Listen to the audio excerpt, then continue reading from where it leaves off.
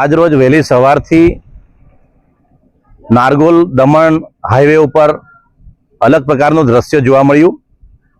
એક ટેમ્પો પસાર થઈ રહ્યો હતો, એમાંથી સોનેરી ટુકડા, નાના નાના ટુકડા ક્રશ રસ્તા ઉપર વિખરાયા. આ કચરો ટેમ્પામાંથી છેક નારગોલથી લઈને મરોલી સુધી પડેલો.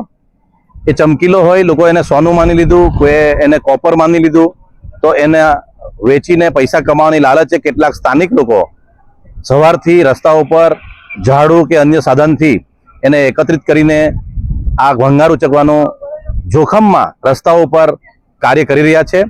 સમગ્ર લગભગ 3 થી 4 કિલોમીટર ઉપર લોકો આજે આ સ્ક્રેપ વંટા નજરે પડી રહ્યા છે.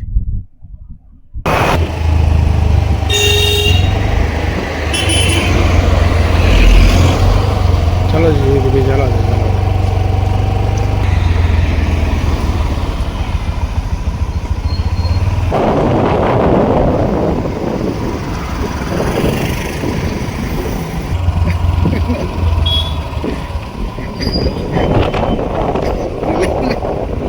ઇમિટેશન રહી ને ઇમિટેશન જ્વેલરી નું હા